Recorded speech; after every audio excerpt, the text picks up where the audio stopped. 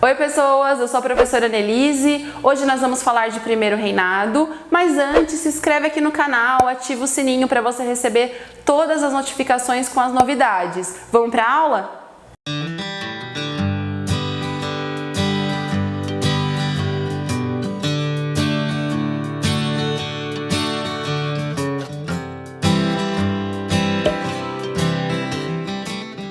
No vídeo anterior, nós falamos de independência do Brasil. A partir desse momento, então, 1822 até 1831, a gente tem um período chamado de primeiro reinado, que é o governo do Dom Pedro I. Esse período vai ser bem curto, até porque ele volta para Portugal e deixa aqui os políticos brasileiros chamados de regentes. Esses regentes vão governar a nação de 1831 a 1840. E aí, em 1840, a gente tem o golpe da maioridade, quando Pedro II toma o poder e inicia o segundo reinado, que vai de 1840 a 1889. Por que eu estou falando desses períodos aqui? Essas são as chamadas fases do Brasil Império. Então, ao longo do século XIX, nós temos 3 fases que compreendem aí o reinado tanto de Pedro II quanto de Pedro I e dos regentes. Hoje a nossa aula é sobre o primeiro reinado, mas vai ter vídeo aí sobre regência e sobre o segundo reinado, então fiquem ligados aqui no canal. Bom, qual foi o contexto então desse momento do primeiro reinado? O contexto vem da independência do Brasil em 7 de setembro de 1822 e é o seguinte, você tem a independência, mas era necessário que os outros países reconhecessem esse momento aqui do nosso país. Então não adiantava o Brasil se tornar independente e não ter relações ali políticas e diplomáticas com os países de fora. O primeiro país que vai reconhecer a nossa independência vai ser os Estados Unidos. Pensando no contexto dos Estados Unidos no século XIX, não é à toa que foi dado esse apoio. Os Estados Unidos seguia nesse momento uma ideologia chamada de doutrina Monroe. Essa doutrina, ela defendia a América para os americanos, ou seja, defendia a ideia de que os Estados Unidos era a sociedade, a nação, a civilização mais organizada e que teria ali como um destino acabar de certa forma, dominando, controlando o continente americano. Então, para os Estados Unidos, a independência do Brasil era ideal, porque era um possível mercado consumidor e um local no qual os Estados Unidos pudessem comprar ou vender mercadorias. Isso foi mais ou menos em 1823. Até aí, Portugal ainda não tinha reconhecido a nossa independência. Até porque, se a gente for pensar, os portugueses eram os nossos donos, né? Era a nossa metrópole. Então, ia ser muito difícil reconhecer assim tão fácil. O que acontece? Em 1824, os portugueses soltam um documento em que eles reconhecem finalmente a nossa independência, mas com algumas condições. A primeira delas era que o Brasil pagasse uma indenização de 2 milhões de libras para Portugal, já que os portugueses haviam perdido a sua principal colônia. O que acontece é que esse dinheiro que a gente teria que pagar para os portugueses, ele vai ser emprestado da Inglaterra. O problema é que os portugueses estavam devendo essa quantia para os ingleses. Se vocês lembrarem, no outro vídeo eu comentei bastante dessas relações entre a Inglaterra e Portugal. Então, assim, já havia um tempo que os portugueses estavam devendo essa quantia para a Inglaterra e o que vai acontecer é que esse dinheiro mal vai sair ali dos cofres ingleses, porque quando o Brasil acaba emprestando esse dinheiro, os portugueses nem recebem, eles já precisam pagar os ingleses. Então meio que sai ali elas por elas. Além dessa questão da indenização, o Dom João VI, que era o rei de Portugal, vai trazer também como condição a ideia de que ele tivesse o título de imperador honorário do Brasil. O que significa isso? Isso é uma questão mais simbólica, tá? Porque daí seria como o Dom João VI tivesse então esse título, esse poder durante todo o reinado, durante todo o Brasil independente. Um outro país também que vai reconhecer a nossa independência é justamente a Inglaterra. Só que os ingleses vão exigir também como condição que o Brasil renove os tratados comerciais que eles tinham com o Brasil lá desde 1808. Então, os produtos ingleses entrariam aqui no Brasil com uma taxa menor e os ingleses continuariam tendo esses privilégios dentro do comércio brasileiro. Mais uma vez, isso vai causar ali um pequeno atraso do Brasil na questão industrial, no desenvolvimento industrial, porque os produtos ingleses continuariam entrando no país de uma forma bem mais barata do que os nossos próprios produtos. Isso vai causar também, né, uma ideia e ali um conceito que os historiadores defendem, que é do seguinte: nós nos tornamos independentes de Portugal, mas ainda dependentes economicamente agora da Inglaterra. Bom, resolvidas essas questões externas de reconhecimento da independência, era necessário que o Dom Pedro I pensasse agora nas nossas questões internas. E qual vai ser a primeira atitude que ele vai tomar? Vai ser a escrita, a elaboração de uma nova Constituição. Afinal, a gente era um país independente que precisava de leis que regulassem os direitos e deveres dessa população. Então, o Pedro I vai convocar uma Assembleia Constituinte com os políticos ali do país para escreverem essas novas leis. A primeira versão da nossa Constituição, ela é conhecida como Constituição da Mandioca. E por que tem esse nome? Porque a condição do cidadão poder votar ou ser votado era a quantidade de alqueires de mandioca que esse cidadão teria. Então, o que isso tem a ver, né? Por que isso é importante? Porque a quantidade de plantação ali de mandioca se referia à quantidade de escravizados que essa pessoa possuía. Então, os senhores de terra, os latifundiários, quanto mais plantação de mandioca, significava que mais escravizados eles tinham, então maior renda esse dono de fazenda tinha. Então já colocava ali uma condição bem elitizada para quem poderia votar ou ser votado. Outra questão importante que estava escrito ali nessa Constituição era a defesa do liberalismo político e do liberalismo econômico, ou seja, a ideia de que o rei, o imperador, tivesse o seu poder limitado pela Constituição. E é justamente isso que não vai agradar o Pedro I. Ele não vai gostar de ter o seu poder limitado e vai começar então a revidar essa Assembleia, vai invadir a Assembleia e vai exigir que os deputados saiam de lá. Os deputados então permanecem nessa Assembleia durante toda a noite de novembro de 823. Esse momento é chamado de Noite da Agonia, porque os deputados se recusam a sair, mas o Pedro I então invade a Assembleia, os seus militares, e manda prender esses deputados. Com essa atitude que já é autoritária, o Pedro I então decide ele mesmo e com os seus colegas, os seus aliados políticos, escrever uma nova versão da Constituição. Então a Constituição da Mandioca ela não é colocada em prática. A nova versão, então, da Constituição vai ser escrita em tempo recorde e ela tem uma diferença das outras constituições por aí. Ela não é promulgada, ou seja, ela não vai ser escrita, elaborada, conversada com outras pessoas e então, colocada em prática. Ela vai ser outorgada, ou seja, ela vai ser imposta pelo Pedro I. Quais são as características, então, dessa nova Constituição? Ela vai ser conhecida como Constituição de 1824 e ela vai impor uma centralização política do poder do Pedro I, quando é criado o quarto poder, o chamado poder moderador. Esse quarto poder, em teoria, seria para equilibrar os outros três poderes, mas na prática ele acaba sendo super autoritário e acaba controlando os demais poderes. Detalhe, pessoal, esse quarto poder foi uma invenção aqui nossa, não existia em outros locais, né? É quase como um poder absolutista, tá? Só tomem cuidado, os historiadores não gostam muito da ideia de que o governo do Pedro I foi absolutista, ele está em outro contexto. Então a gente gosta ali de classificar esse governo como simplesmente autoritário. Tá? Então assim, o quarto poder vai ser a grande característica dessa Constituição e que futuramente vai trazer os problemas para o governo do Pedro I. Além da questão do quarto poder, a Constituição de 24 também vai impor que a religião oficial do Estado vai ser o catolicismo.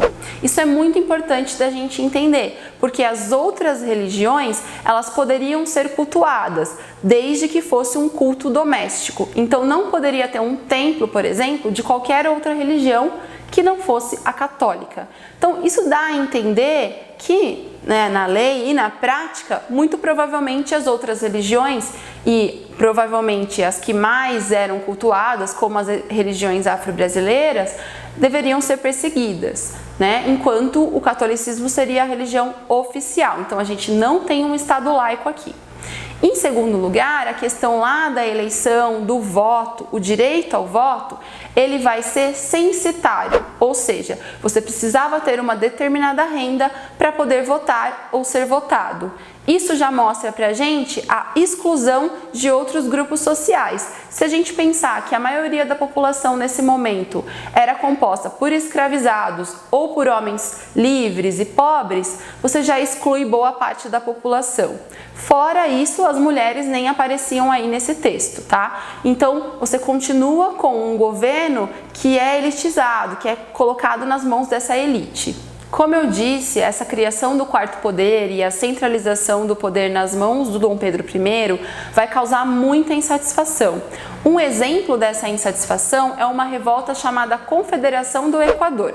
Essa revolta vai se iniciar lá em Pernambuco, porque o Pedro I ele troca o governador da província e coloca um político que era da sua confiança. Isso já vai causar uma insatisfação entre as elites ali pernambucanas, do local. Fora isso, essa questão mesmo autoritária do Pedro I levou à insatisfação dessa região. Então, Pernambuco, a Paraíba, uma parte do Rio Grande do Norte, do Ceará, vão se unir nesse movimento, vão proclamar então uma república naquele local e vão chamar essa república de Confederação do Equador. Essa república tinha uma constituição de inspiração na República da Colômbia e, obviamente, que vai trazer a defesa da divisão dos poderes, a democracia. Então, tudo isso vai ir de encontro a tudo aquilo que o Pedro I defendia. Fora que, se a gente pensar, o Nordeste ainda era um eixo econômico super importante. Então, o que vai acontecer? Você tem ali uma revolta nesse eixo econômico e uma revolta que vai contrária ao tipo de governo que estava vigente. Então, isso era uma ameaça muito forte para o Dom Pedro I. Óbvio que o Dom Pedro I já vai levar ali para a região da Confederação do Equador todo o exército, todos os militares para reprimir essa revolta. Os principais líderes dessa revolta eram o Cipriano Barata e o Frei Caneca. Eles eram muito conhecidos ali na região pelos seus discursos e pela mensagem que passava. E aí o Dom Pedro I vai atacar diretamente esses líderes. Quando os militares chegam ali, eles conseguem reprimir os revoltosos e pelo menos 16 pessoas ali, 16 líderes são condenados ao enforcamento. O problema é que a figura do Frei Caneca, que era um líder religioso, era tão forte, tão importante nesse momento, que nenhum militar vai ter coragem de enforcar, de levar ao enforcamento o Frei Caneca. E aí ele vai ser condenado então ao fuzilamento. Nesse momento também dizem ali que na hora do fuzilamento um dos guardas teria tido um mal súbito, passado mal, né? Então a população atribuía isso como um sinal, né? Onde já se viu, foi um pecado muito grande assassinar então um líder religioso. Mas o Frei Caneca acaba sendo fuzilado, assassinado, e essa revolta então é reprimida com muita violência. Essa questão da Confederação do Equador vai ser ainda mais importante para a continuação dessa revolta, dessa insatisfação com o governo de Pedro I. Além dessas questões internas, o Pedro I teve que lidar com outras questões, as chamadas questões externas, fora do nosso país, que atrapalharam bastante o governo dele, que trouxeram mais insatisfação ainda. A primeira delas é a chamada Guerra da Cisplatina. Essa guerra ocorre lá no sul do nosso país, onde hoje é a região do Uruguai e uma parte do Rio Grande do Sul. Essa região pertencia ao Brasil, só que os habitantes dali se identificavam muito mais, por exemplo, com a língua espanhola e com outros costumes, não se identificavam como brasileiros. E entre 1825 e 28, esse conflito pela independência vai acontecer. O que ocorre de tudo isso, né? O Pedro I vai levar então mais uma vez tropas, exércitos e vai mobilizar toda uma situação ali para que essa guerra acabe, para que a Cisplatina não consiga se tornar independente. O problema é que nós vamos perder esse conflito e toda vez que a gente tem uma guerra, um conflito desse, existem gastos. E esses gastos com armamento, com o exército, não são investidos em outras áreas. E aí a população, mais uma vez, vê aquilo como uma crise. Então, assim, você leva o exército, gasta o dinheiro e ainda não vence a guerra. Então, isso vai trazer ali um problema, mais uma vez, para o Pedro I. Outra questão que ele tem externamente é a sucessão do trono português. Lembra que o Pedro I, ele decide ficar aqui no Brasil como imperador e o Dom João VI, que é o pai dele, volta para Portugal, estava ali como rei. O Dom João VI acaba falecendo e aí entra uma crise sucessória, porque o correto na dinastia seria que o Pedro fosse o próximo rei de Portugal. A filha do Pedro I, a Maria da Glória, ainda era muito novinha, era muito criança e não poderia tomar o poder no lugar dele. Se cogita até na época que o irmão do Pedro I, o Dom Miguel, se case de fachada com a filha dele, apenas para manter ali o trono dentro dessa família real, até que se resolva o problema, Mas a questão é que o Dom Miguel, o irmão de Dom Pedro, ele acaba dando um golpe antes mesmo de tudo isso ser resolvido. E aí o Pedro I está aqui no Brasil, se questionando sobre o que fazer. Eu volto para Portugal, como que eu resolvo isso? E isso vai trazer uma crise também, porque os brasileiros vão olhar e pensar o seguinte: olha, você é o nosso imperador ou você é o rei de Portugal? Qual que é a grande ideia aí? Qual que é o questionamento? Ele vai ficar aqui ou não vai? Então os jornais na época, os intelectuais criticavam muito essa posição do Pedro I. Enquanto ele não resolvia esse problema, ele tinha um outro problema aqui no Brasil. Bom, todas essas questões, esses problemas, essa insatisfação, essa falta de popularidade do Pedro I vão só se agravar dentro desse contexto. Um dos jornalistas que fazia críticas ao Pedro I, que se posicionava contrário a ele, o Líbero Badaró, ele vai ser assassinado em 1831. Até hoje não se sabe exatamente se foi a mando do Pedro I ou se foi algum simpatizante do governante. O fato é que as pessoas começaram a atribuir esse assassinato ao Pedro I. Então ele estaria calando essa oposição, assassinando esse jornalista. Então isso vai causar uma revolta ainda maior. O Pedro I, para tentar, converter essa imagem dele, mudar essa imagem dele, colocar uma imagem mais popular, ele começa a fazer então comícios por várias cidades do país. Ele chega em Minas Gerais, em Ouro Preto, e ele é muito mal recebido. Ele é recebido com faixas escritas assassino, faixas pretas representando luto. Então isso só demonstrava que a população não estava nada satisfeita com o seu governo. Quando ele volta de Minas Gerais para o Rio de Janeiro, os portugueses do Partido Português, que eram aliados ao Pedro I, vão fazer uma festa, uma recepção a ele, como uma maneira de amenizar essa confusão toda. O problema é que durante essa organização, os brasileiros e os portugueses entram num confronto, entram numa briga na rua, que é chamada de Noite das Garrafadas, justamente por ter esse sentido mesmo, garrafas, tudo que eles encontravam, eles jogavam para brigar. E aí, essa noite, que acaba durando, na verdade, 2 dias, vai ser assim o ápice para a abdicação do Pedro I. Com toda essa pressão, o Pedro I decide então alterar as questões no governo. Ele vai fazer um ministério só de brasileiros para ver se ele conseguia mais o apoio desses políticos. O problema é que isso causou insatisfação nos portugueses. E aí ele vai e dissolve então esse ministério de brasileiros e só coloca portugueses. Isso vai trazer uma grande revolta e muitos brasileiros vão se reunir, vão se manifestar, vão sair para as ruas, inclusive o exército vai apoiar essa manifestação. Então, com toda essa pressão, o Pedro I decide abdicar do trono, ou seja, ele desiste então do trono e volta para Portugal. Essa abdicação, no dia 7 de abril de 1831, vai ser conhecida e muitas vezes até representada como o dia da nossa verdadeira independência. Por quê, pessoal? Porque o Pedro I era um português, não teve ali estabilidade política nem econômica no seu governo, então ele sempre vai ser mal visto ou considerado posteriormente como um mau governante. Bom, a partir do momento que o Pedro I então decide abdicar, voltar para Portugal, aqui no Brasil ele deixa o seu filho, o Dom Pedro II, como um seu substituto. O problema é que o Pedro II tinha apenas 5 anos, então óbvio que ele não poderia governar o país ainda. Qual vai ser a solução? A solução vai ser deixar o país sendo governado pelos regentes, por políticos brasileiros que tomariam o poder enquanto o Pedro II não atingia a maioridade. Então é isso. Esse momento do primeiro reinado é super conturbado e também assim um momento de construção do nosso Estado Nacional.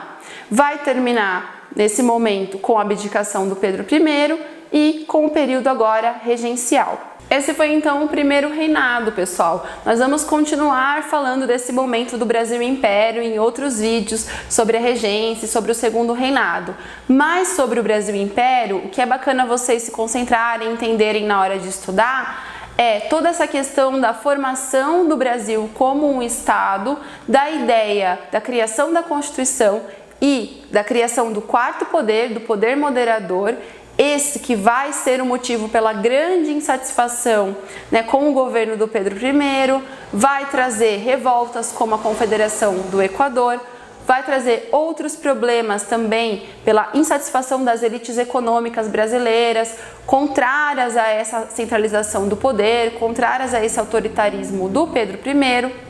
E outras questões também que saem do controle, que são questões externas, como a Guerra da Cisplatina e também a questão da sucessão do trono do Pedro I lá em Portugal, vai trazer também esse problema todo para o governo dele, que vai culminar na abdicação em 1831. Esse foi o vídeo de hoje. Se você curtiu aí, deixe o seu comentário, a sua sugestão, a sua dúvida. É sempre legal saber a opinião de vocês. Outra coisa, lá no meu perfil do Instagram, o @profannelise, vai ter sempre um mapa mental sobre a aula que eu dei aqui. Então vai ter mapa mental dessa aula e tem de outras aulas também. Se você quiser aproveitar, seguir a gente lá no @profannelise no Facebook, também vai ser legal.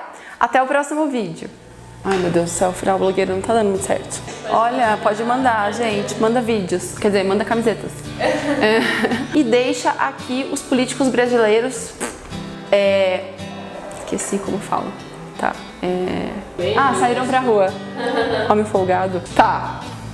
É isso.